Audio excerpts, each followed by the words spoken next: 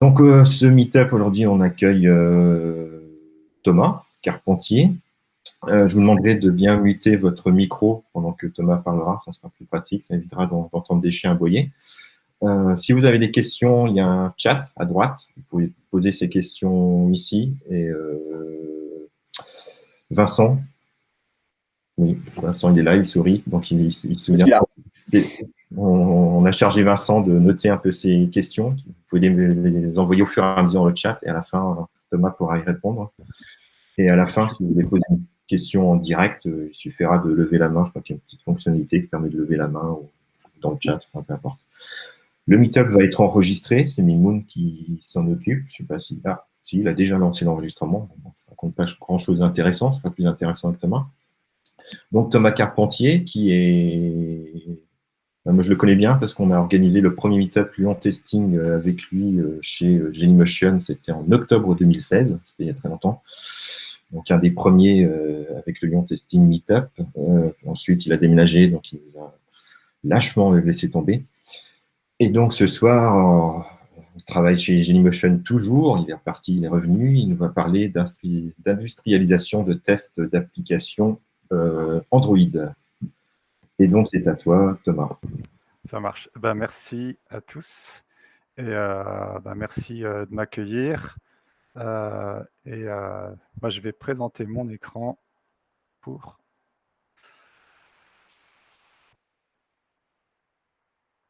Hello. Donc là, normalement, vous voyez mon écran. Je vais le mettre en plein écran. Voilà. Donc, merci à tous d'être là. Merci de m'accueillir. Merci à mes anciens collègues qui sont aussi présents ce soir parce qu'ils m'ont beaucoup aidé et supporté pendant que je mettais en place toute cette industrialisation au sein de Génie Mobile. Donc, moi, je m'appelle Thomas Carpentier, je suis lead QA chez Génie Mobile depuis 2013 maintenant. Et depuis un an, j'ai aussi la casquette de Solution Architect. Après, je reviendrai un peu plus en détail à ce changement de carrière en cours plus tard. Donc voilà, aujourd'hui je vais vous présenter un petit retour d'expérience sur comment industrialiser le test d'une application Android en 2020. Donc vous montrer à peu près les outils que j'ai pu utiliser au sein de Genymotion. Donc Genymotion, je ne sais pas si tout le monde connaît, mais on est un émulateur Android disponible sur des clients lourds, donc en format desktop, disponible sur Mac, Windows et Linux, mais aussi dans le cloud, sur des providers de type AWS, mais aussi on a une propre infrastructure qui s'appelle Genymotion Cloud SaaS. Et du coup, quand on fait de la validation sur toutes ces versions d'Android, on ne peut pas se permettre de tester une seule version. On est obligé de tous les tester. Et on se rend compte que nos clients ont besoin de tester aussi leurs applications sur plusieurs versions d'Android. Du coup, lors de mes validations, j'ai dû réfléchir à comment industrialiser le test d'une application mobile. Donc, dans un premier temps, quand on parle d'automatisation, on va choisir une stratégie. Donc, en un, on va choisir le framework de test. Sur Android, il y a deux frameworks de test qui sont en haut de la pile, c'est Appium et Espresso. Mais aujourd'hui, il y a d'autres solutions. On peut parler de Detox, par exemple, un peu plus de Robo Framework. Il y a une multitude de frameworks. Après, tout dépend de vos compétences, des équipes, que ce soit des équipes de dev ou des équipes de test. Si un tel ou un tel préfère Espresso ou Appium, peu importe, quand vous voulez tester une application, il faut rester sur le même framework de test. Ensuite, il faut choisir les bons outils. Donc, on va parler d'intégration continue avec des serveurs d'intégration continue tels que Jenkins, Travis CI, GitHub Action depuis quelques temps, ou TeamCity pour faire un peu plus vieux.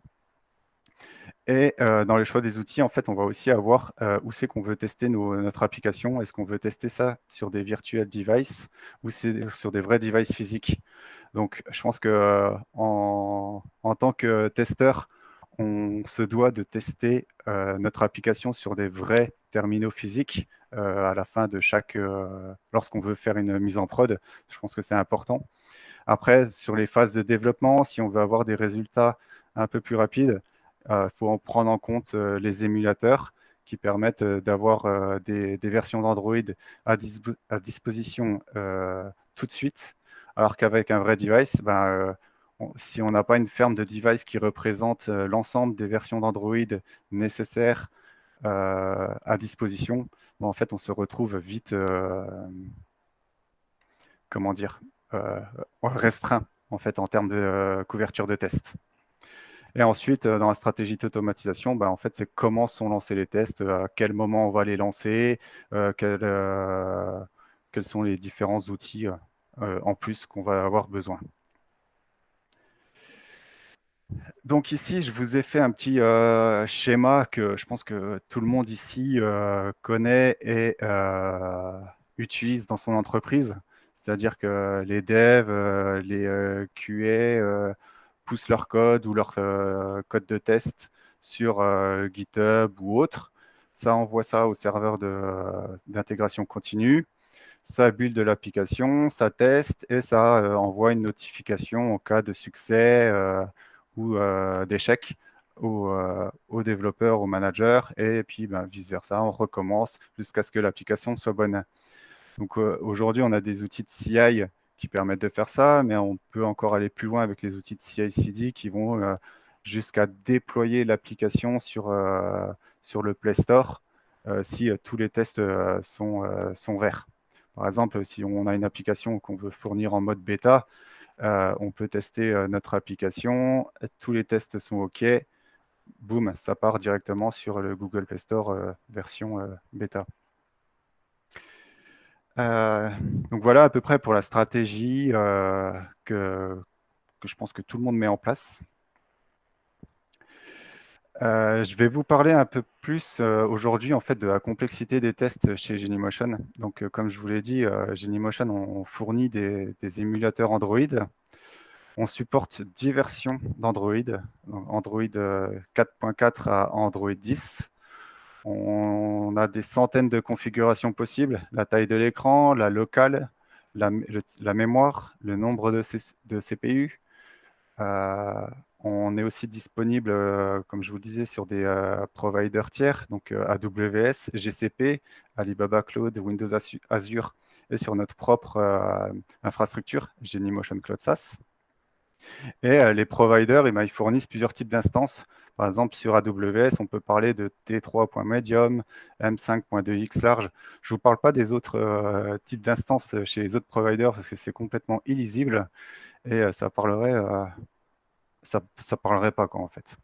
Donc là, les instances, c'est vraiment des puissances de PC. C'est comme si aujourd'hui, vous aviez un PC portable avec 3 CPU et un autre PC avec un Core i7 avec 16 corps, 16 mémoires de RAM, quoi. Donc, comme vous le voyez sur les petits écrans, j'ai des devices en mode portrait, en mode tablette, plus ou moins grand, avec des densités différentes. Donc, quand on m'a dit, Thomas, il faut tester tout ça, chaque version d'Android, je peux vous dire que on se casse un peu la tête. Parce que à quel moment est-ce que je fais un dispatch? Est-ce que je teste tel test sur telle version d'Android, tel test sur tel autre? Moi, ce que je voulais, et ce qui représentait un peu plus le cas de nos clients, c'est vraiment démarrer toutes mes instances, donc tous mes devices, et exécuter mes applications mobiles qui vont permettre de valider mes instances Android. Et pour ça, en fait, j'ai regardé en fait ce que faisait AWS, GCP, tous ces providers. Ils ont tous un outil en ligne de commande, par exemple AWS CLI, Gcloud, Alibaba, ça s'appelle Allium, et Genymotion, nous, on a notre propre outil qui s'appelle GMSAS. tous ces petits outils permettent de démarrer des instances directement sur les providers, et on peut après y avoir accès depuis le navigateur ou en ligne de commande avec ADB ou SSH, peu importe. Et donc, c'est facilement scriptable, c'est facilement intégrable dans un CI/CD, mais quand on utilise plusieurs types de providers, on a, voilà, c'est pas les mêmes lignes de commande à chaque fois. AWS, ça va être AWS start instance ID blabla, gcloud run, gmsas instance start. Bref, c'est pas facile de tout retenir. Du coup, j'ai cherché un outil qui permettait de monter une infrastructure assez simplement, et j'ai trouvé Terraform. Terraform, c'est le premier outil que j'ai mis en place dans notre infrastructure. Donc, ça porte bien son nom puisque en fait, c'est une infrastructure as a code, c'est-à-dire qu'on va configurer et déclarer notre infrastructure via un fichier de configuration qu'on va pouvoir mettre dans notre GitHub, voilà. C'est utilisable sur une multitude de providers. Ici, j'ai un exemple avec AWS, mais j'aurais très bien pu mettre Google, Alibaba ou Azure et beaucoup d'autres. C'est facilement intégrable dans les outils de CI/CD, parce que c'est aussi du script, comme on va pouvoir le voir dans une petite démo après. Et par défaut, ça permet de lancer jusqu'à 10 tâches en parallèle. C'est-à-dire que là, à droite, vous voyez un exemple de fichier de configuration. Donc, j'ai déclaré un provider AWS et j'ai déclaré deux ressources. Une ressource pour démarrer un Android 10 sur Genymotion avec notre outil Genymotion Cloud Pass et un Android 9. De là, je lui déclare un AMI, qui est le nom ID spécifique à Amazon. Je déclare un instance type, T2 medium dans le premier cas et M5 2X large dans la deuxième ressource. Après, c'est des fichiers, c'est des paramètres, le keyname, le security group, ça vous permettra d'avoir accès en fait à votre device dans votre réseau.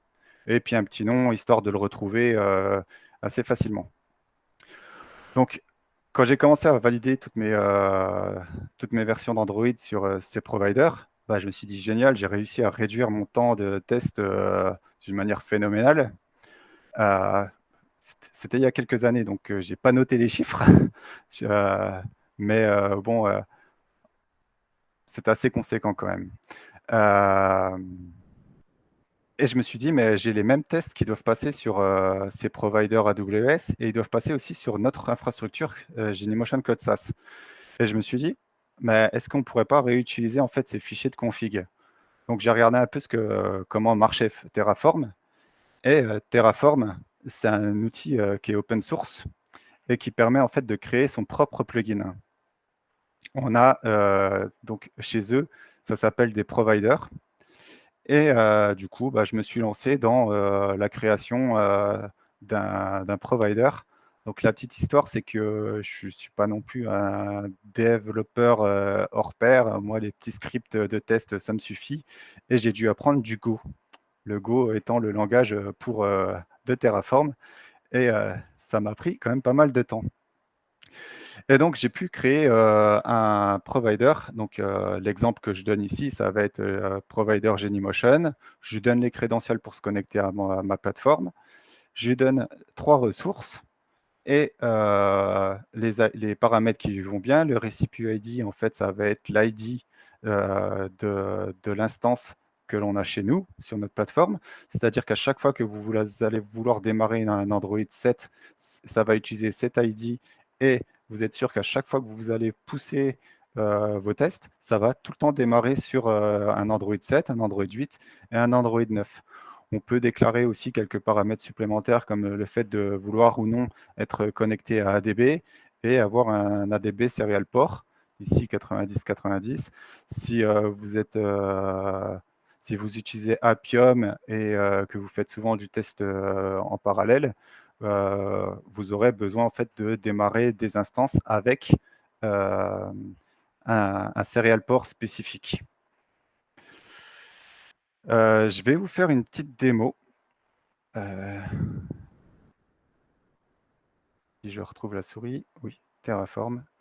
Est-ce que vous voyez bien l'écran? Donc là, je vous montre un fichier. J'ai créé un fichier avec 4 versions d'Android. Et donc à droite, c'est notre plateforme Genymotion Cloud SaaS. Et je vais appeler Terraform pour lui dire, crée-moi mon infrastructure de test.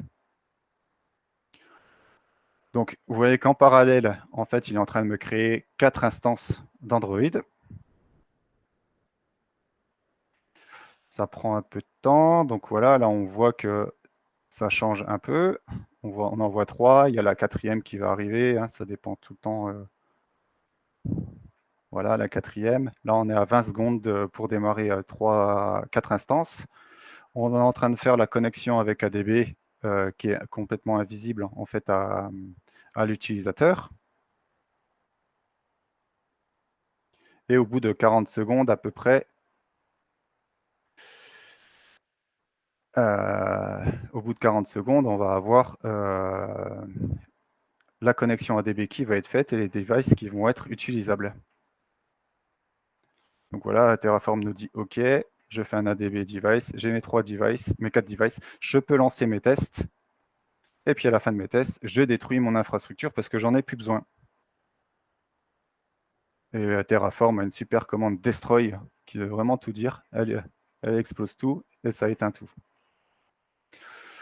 Donc voilà, en quelques minutes, en 1 minute, j'ai réussi à monter une infrastructure de test mobile et accessible avec ADB et pouvoir lancer mes tests.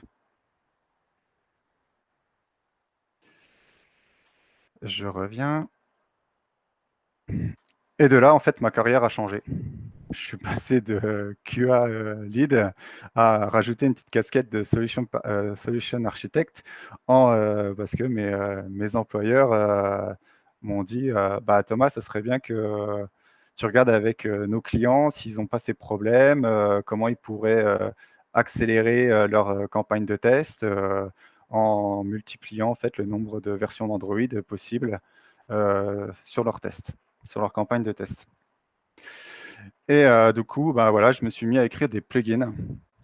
Et un de nos clients nous avait remonté que lui, il utilisait CircleCI comme outil de CI/CD. Donc, on a regardé un peu comment ça marchait.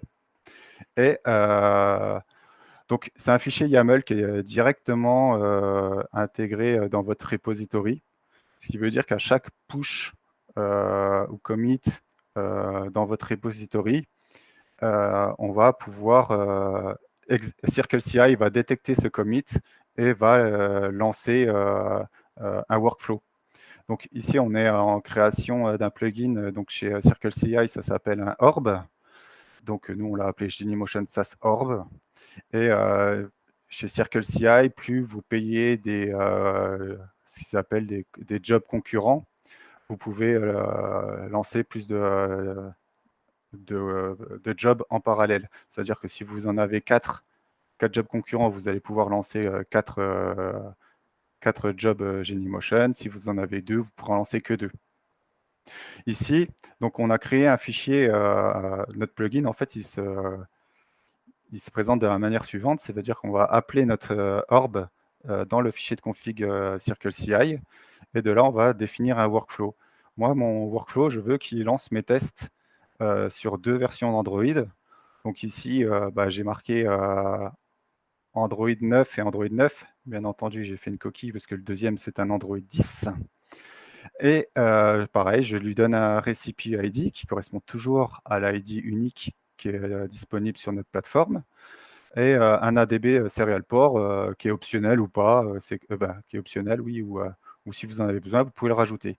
Et je vais lui rajouter aussi une step de run où je vais lui dire exécute-moi les tests Gradle Connected Android Test. C'est que j'ai une application qui a des tests Espresso ici, et je veux que à chaque job, il me lance mes tests Espresso.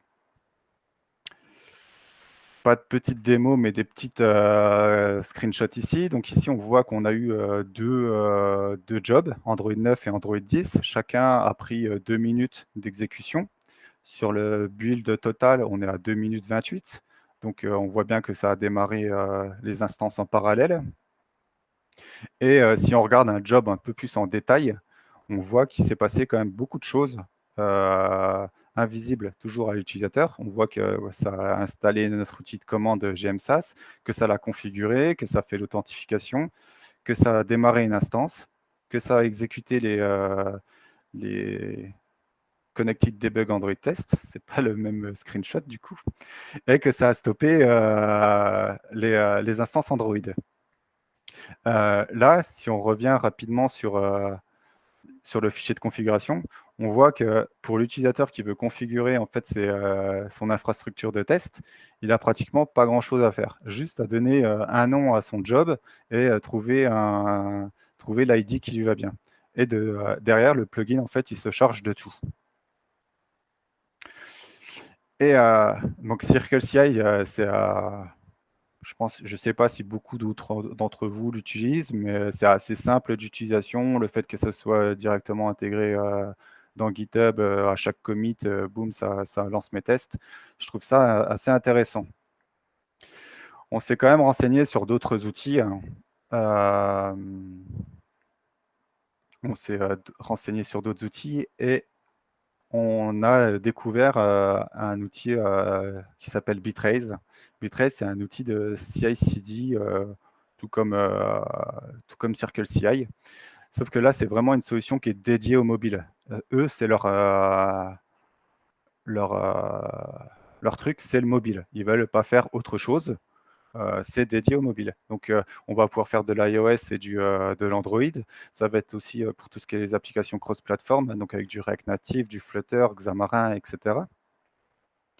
Et chez Bitrace, en fait, eux, leur plugin, ça s'appelle des steps.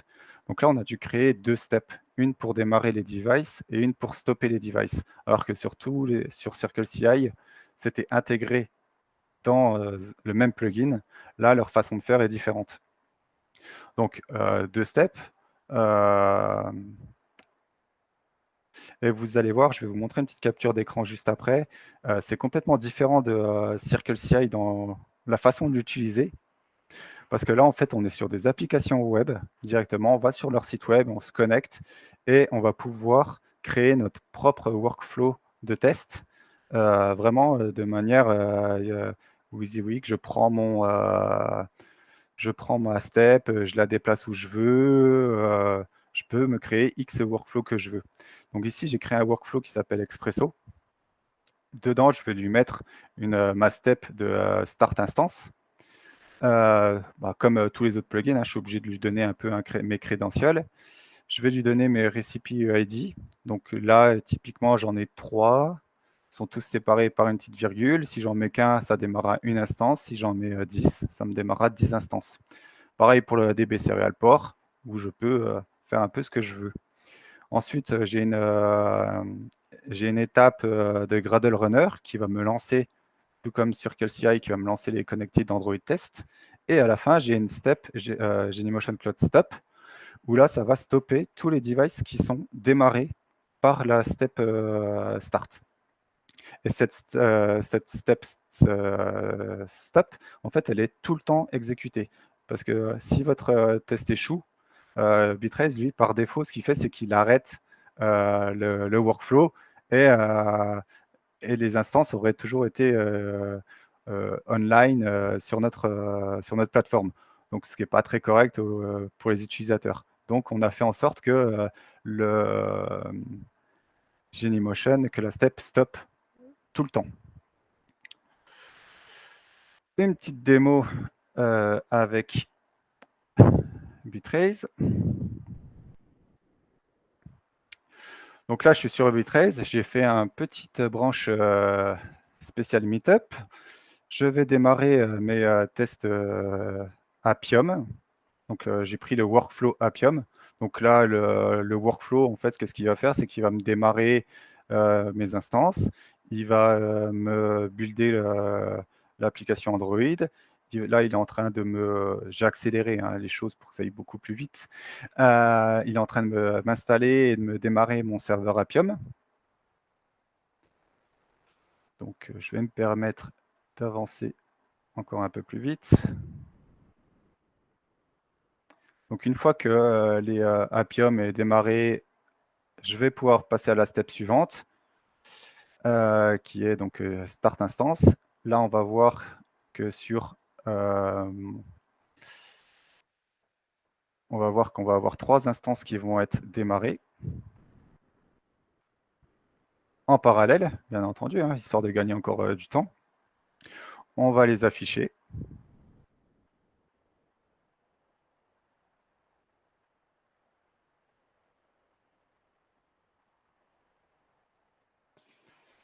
Et ensuite, on va pouvoir lancer, du moins le workflow, continue ses tâches et lance les tests Appium.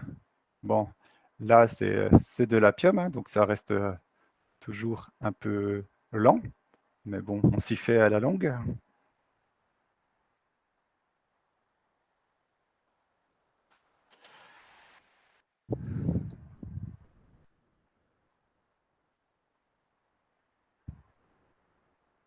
Voilà, donc j'ai mon application qui se... Ah bah, elle vous dit bonsoir. Et si ça vous dit bonsoir, c'est que les tests est OK.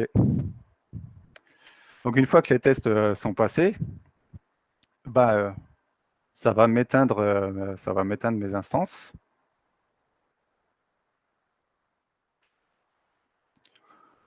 Donc voilà, la step s'est bien exécutée. On voit que je n'ai plus d'instance démarrée. Je retourne sur ma plateforme. Je vois que effectivement, je ne paye plus pour des devices que je n'utilise plus. Et à la fin, j'avance rapidement. Voilà, j'ai ma step qui est en succès. Mon workflow est tout bon. Je peux continuer. Et je peux aller jusqu'à... Voilà, Bitrace permet vraiment d'aller aussi jusqu'au bout pour déployer votre application sur le marketplace qui va bien. Ensuite, quand on fait des applications mobiles, bah, en fait, les tests end-to-end, ça prend énormément de temps. Et donc, on peut en avoir quand même plusieurs.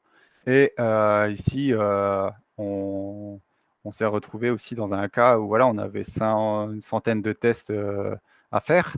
Ça prenait 10 minutes. Bon, 10 minutes, c'est quoi dans une journée? C'est pas trop long. Mais si on pouvait encore avoir des résultats un peu plus rapides, on pourrait utiliser donc, ce qu'on appelle le test sharding. Le test sharding, on va dire qu'on va splitter nos tests sur un nombre de devices donnés. Ici, je veux splitter mes 100 tests sur 5 devices, c'est-à-dire que je vais runner 20 tests sur chaque device.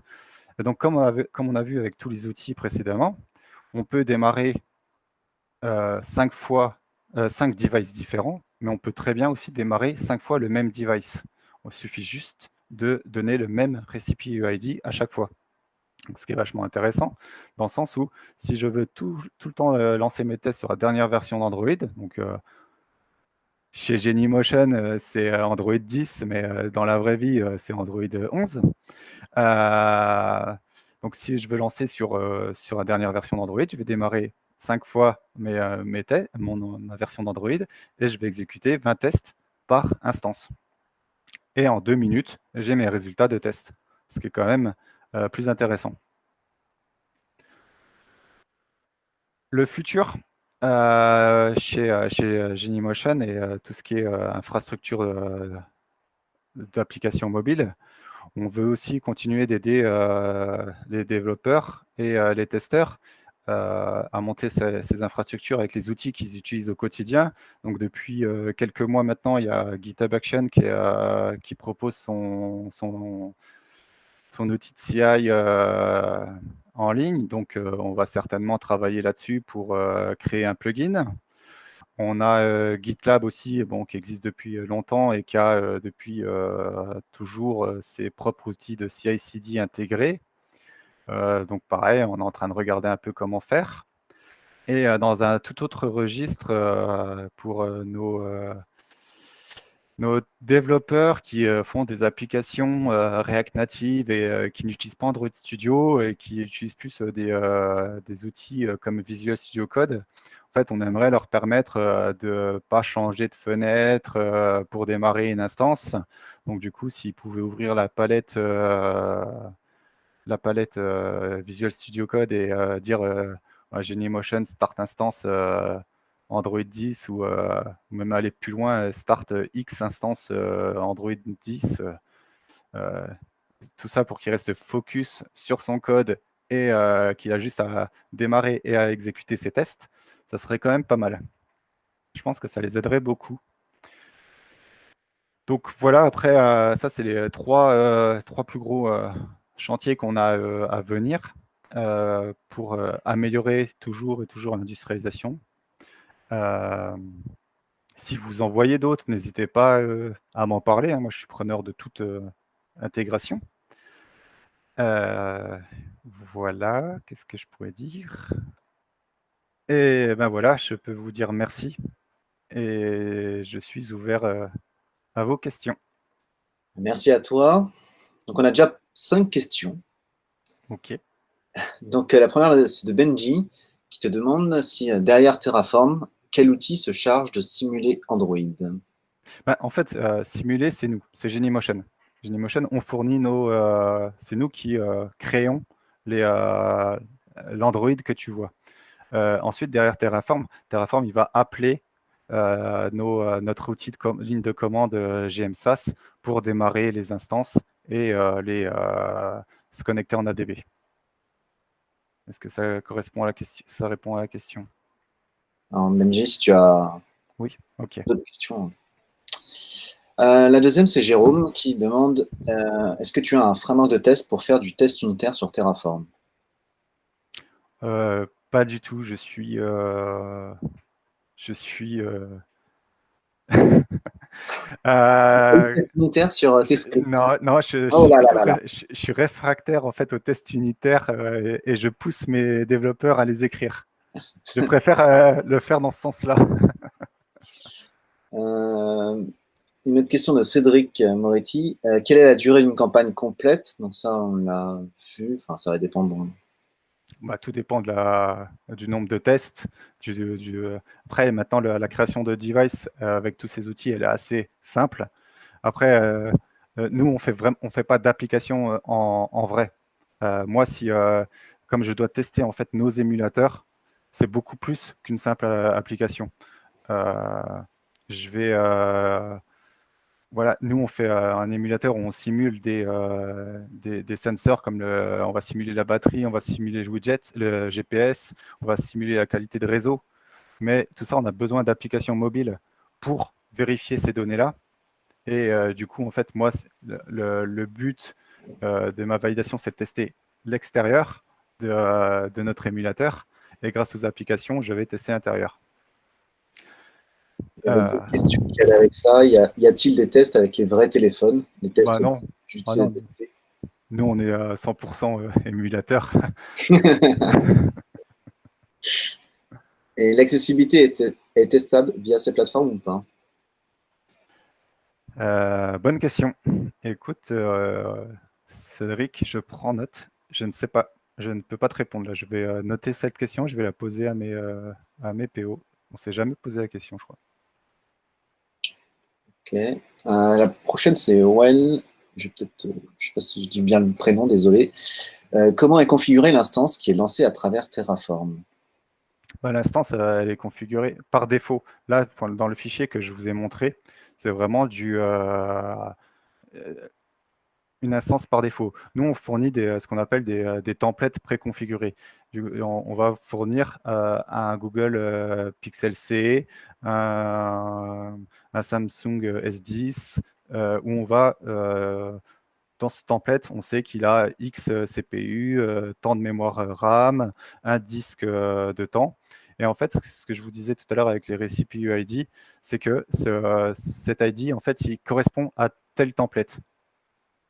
Donc, du coup, quand je dis à Terraform, démarre-moi cet ID, ça va utiliser l'ID du template en question. Alors, je rebondis sur la question parce que j'avais une question là-dessus. Là, on a un ID pour un Android 9 ou un ID pour un Android 10. Oui. On parle aussi de Samsung ou une autre marque. Oui. L'ID correspond à une marque et une version d'Android ou juste une version d'Android? À une marque et une version d'Android. D'accord. En fait, on peut avoir le Google Pixel C en Android 10, Android 9, Android 8. Bah, je vais avoir 3 ID différents. Et la seule différence entre deux Android 9 avec deux marques différentes, c'est juste ce qu'on a vu au départ, c'est les composants, CPU, RAM. C'est ça, exactement. La D'accord. taille de l'écran, la densité, le nombre de DPI, tout ça. Ok. Prochaine question, c'est Stéphane. Le workflow Appium de Bitrise avec install d'Appium, est-ce que c'est toi qui l'as fait ou c'est facilité par Bitrise? C'est moi et Bitrace qui l'avons fait. Parce qu'en fait,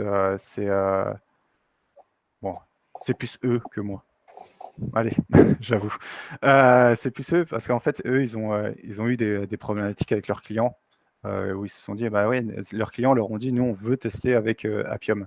Et comme on venait de sortir notre plugin, bah, ils sont venus nous contacter et puis ils nous ont dit, bah, est-ce qu'on peut faire une démo, un tuto avec Appium? Et le Bitraise, derrière, ça se lance dans des Docker, dans des machines virtuelles, soit Mac, soit Linux. Donc, du coup, en fait, il y a une étape script où dedans, on va faire un npm install Appium et Appium start, et c'est tout. En fait, il n'y a pas grand-chose à faire. Prochaine question, Christophe qui demande est-ce qu'il y a eu des surprises dans les facturations? Euh, Tout dépend où se situe la surprise. J'imagine Non, des devices qui sont pas arrêtés correctement et qui. Non, mais là, typiquement, moi, dans les intégrations, je suis un peu au jour le jour les intégrations et j'ai pas eu de surprise. Après, oui, des surprises, on en a toujours parce que les gens, ils croient qu'en fait, en fermant le navigateur, ça va fermer le device. Bah non. Donc, bon, les surprises, des fois, c'est côté aussi un peu utilisateur qu'on a ces surprises. Après, on n'a pas vraiment de surprise de facturation. De toute façon, si on regarde, que ce soit chez nous ou même chez AWS, et AWS, ils ont la même politique, c'est on n'éteint pas notre device, notre instance, bah, on paye. Parce que je pense que sur d'autres providers, plus type infrastructure, genre d'autres noms comme OVH, Scaleway, tout ça, ils ont exactement la même politique. On démarre une instance, ça veut dire qu'elle est utilisée et les gens payent, quoi. La dernière question, mais il y en aura peut-être d'autres derrière. N'hésitez pas à les poser ou à lever la main après. Stéphane qui demande combien tu arrives à tester d'environnement parmi les milliards possibles? Je peux revenir dans un an, s'il vous plaît, et je répondrai à la question. Non, là, typiquement, aujourd'hui, j'ai depuis un an où je suis, comme l'a dit Stéphane, revenu. Je, j'ai, j'ai va- j'ai travaillé sur comment démarrer X device à la volée en parallèle. Maintenant, il faut que je travaille sur comment exécuter les tests avec Appium ou avec les autres outils qu'on a en parallèle. Et donc, je sais pas, on a 10 versions d'Android, on va faire du format tablette et format phone, on va faire deux langues. Euh, voilà, je sais pas si je fais une 40, si j'arrive à tester 40, je pense là aujourd'hui, j'y suis pas encore, mais dans mes tests, ils sont prévus pour faire ça. Donc, si c'est la prochaine étape, hein, donc j'ose espérer que d'ici l'année prochaine, la fin de l'année même, j'arrive à mieux gérer plus de configurations possibles, quoi.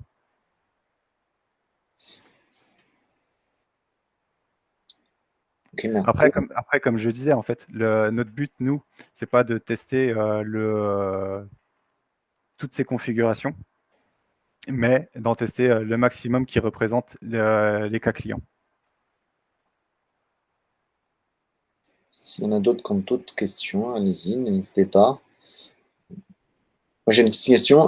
Dans la société pour laquelle tu travailles, donc c'est que les tests automatisés ou on peut aussi faire du test manuel via une interface web? On a une interface web où je la montrais tout à l'heure, donc on a une plateforme. Typiquement, comment je peux faire ça? Si je reviens sur cette vidéo, je vais pouvoir non, je vais prendre l'autre, elle sera plus parlante. Ici, donc c'est mon navigateur où j'ai mon device, j'ai plein de petits widgets où je vais pouvoir en fait émuler. Ici, je vais pouvoir prendre une photo, je vais pouvoir simuler la batterie, simuler le GPS, le réseau, même passer des faux coups de téléphone. Hein, on peut simuler les SMS. Tout voir en fait comment votre application va se comporter en simulant des choses. Donc, il y a de l'automatisation, mais aussi du manuel testing. On peut très bien l'utiliser comme ça.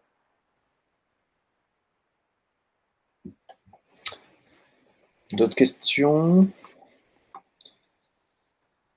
Moi, je ne connais pas bien les émulateurs device réels. Et quelle est la différence entre, pas la différence, mais par exemple, quel est un exemple concret de bug qui peut arriver sur un vrai device et qui ne serait pas vu par un émulateur? Il y a des choses vraiment importantes où ça simule vraiment bien tous les cas et qu'il y a très peu de chances que si ça passe sur un émulateur, ça passe pas sur un device réel. Non, depuis Genymotion, ça fait depuis 2011 qu'on existe. On est au plus proche de l'AOSP en fait. Si tu connais Google, si vous connaissez Google, tout ça, on est l'AOSP, c'est donc Android Open Source Project. C'est par défaut ce que vous avez sur votre téléphone Android. Et au-dessus, on a la surcouche constructeur, donc la surcouche Samsung, tout ça. Donc, si vous prenez les derniers pixels, ça va être exactement la même chose qu'un Android, qu'un émulateur. Alors, il n'y a vraiment aucune différence normalement. Après, si on prend un Samsung ou un Mi, un Redmi Note, forcément, il y a une surcouche au-dessus, donc il peut y avoir une différence. C'est que vous émulez pas la surcouche? Ça. Non, on n'émule pas la surcouche, non.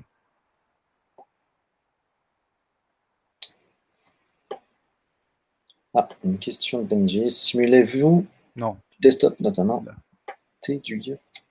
Non, pas du tout. On ne fait pas vraiment du browser navigateur. Comme Bitrise, vous êtes uniquement sur mobile. Voilà.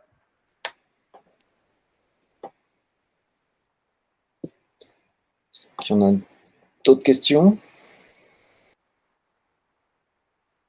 Ah, et sur tablette. Ah oui, est-ce que vous simulez les browsers dans les mobiles? Si la question c'est est-ce que dans nos émulateurs on peut avoir les navigateurs? Oui, on peut avoir les navigateurs et du coup on peut faire tous les tests mobiles. Genre tester ton site internet directement en mode mobile, ça on va pouvoir le faire. Parce qu'il suffit juste d'installer les Google Play Services, d'avoir le Play Store, d'installer Chrome. Je pense à la surface. Je vais finir ma phrase. Donc voilà, on peut simuler, on peut installer tout type de navigateur dans l'Android, et puis on peut tester votre site internet dessus. Et IE sur tablette, et je pense à la surface, c'est-à-dire en fait avoir la surface directement, simuler la surface plutôt. Donc simuler dans notre infrastructure. Démuter. Je vais prendre le son. Vous m'entendez bien? Tu m'entends bien, Thomas? Ouais, nickel. Ouais. Ma question, c'était effectivement, parce qu'on s'est beaucoup focalisé sur Android, mais le parc mobile va au-delà d'Android. On a iOS Et on a également encore un vieux monde Windows, hein, mais qui est toujours présent, malheureusement, et qui existe toujours, et les surfaces sont quand même assez présentes. Et c'était ce monde-là, cet écosystème-là, est-ce que du coup vous arrivez à l'éliminer? C'est assez pénible à tester en mode donc notamment avec les IE, les vieux Edge, les nouveaux Edge, les Edge Chromium,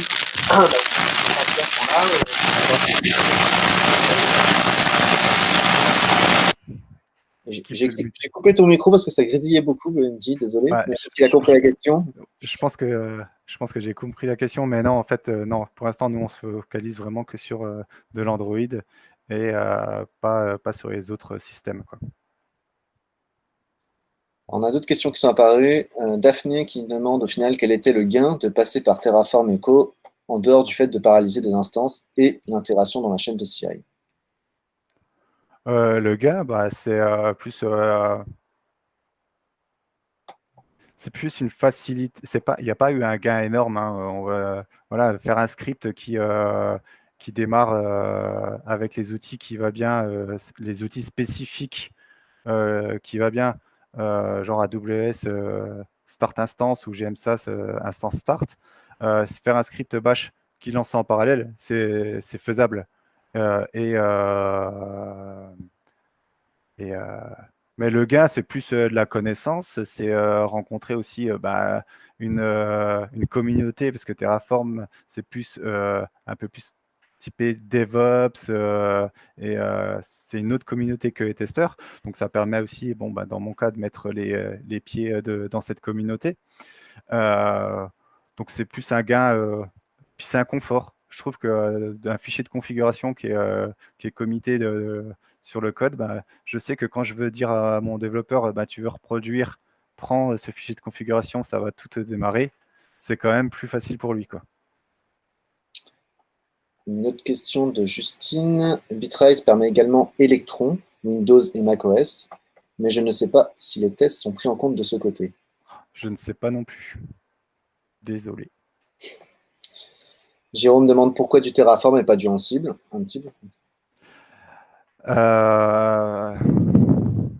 Bonne question, et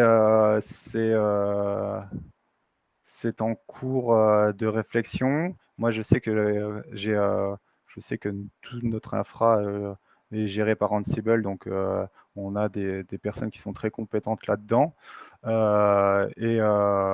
Pourquoi pas? C'est en réflexion. On ne peut pas faire tous les plugins que l'on veut, mais pourquoi pas? Une autre question, peut-on comparer Terraform pour le cloud à Docker Compose? Non, je pense pas. Non. Okay. Si Jérôme, tu veux, tu veux argumenter. Bonjour. Donc en fait, moi, ma question n'est pas innocente. Je suis dans une entreprise où on utilise beaucoup du HashiCorp, Terraform, Packer. On va faire du consul, donc pour ceux qui font un peu de DevOps. Et on a notamment des playbooks Ansible. Donc Terraform, pour bien comprendre, dans l'idée, c'est que par exemple là, toi, tu l'utilises pour provisionner du test. Oui. On pourrait l'utiliser par exemple pour provisionner de la VM, oui, ou provisionner du conteneur. Et tu vas vraiment, par exemple, tiens, nous récemment, on a fait un surcouche Terraform pour, par exemple, faire le provisioning du Docker. Mais ça remplacera pas du Kubernetes, par exemple, pour ceux qui font du Kube. Oula, ou du Docker Swarm. Enfin, donc ton compose, lui, permet de créer plusieurs conteneurs. Terraform, lui, il va te dire où ça va se déployer. Est-ce que je suis à peu près clair? Oui, je pense. En fait, c'est pas vraiment pas la même utilisation. Et ma question entre Terraform et Ansible, c'est un débat qu'on a en interne, en opposition, parce que Terraform est très... on ne voulait pas vu quand Thomas a lancé la commande. Tu as mis une option pour passer les commandes où oui, tu mets yes en toutes lettres. Oui, auto-approve. Ouais. Auto-approve. Terraform, par exemple, vous allez pouvoir... tu as toutes les phases de test avant. Le provisioning, on va pouvoir faire un Terraform plan qui va. Ouais, voilà, la planification, il va se vérifier, il va vérifier si les ressources sont là, donc il y a beaucoup de choses. Et effectivement, les Ansible, par exemple, il va t'éviter ça. Enfin bref, Mais il y a un combat, enfin pas un combat, mais il y a un débat, on va dire. Comme le dit Diana, si des gens sont intéressés, il faut que tu fasses une présentation là-dessus. Je suis pas assez bon, je suis qu'utilisateur. Pour l'instant, je suis padawan. Ok, merci. Est-ce qu'il y en a d'autres qui ont des questions? Il nous reste encore 7 minutes à peu près. Il y a une question de François, je ne sais pas si tu l'as vu, il faut scroller. C'était une question? C'est plus Non, je pense que c'est une affirmation. Docker, de Docker Compose que Terraform, mais c'est vraiment pas la même chose.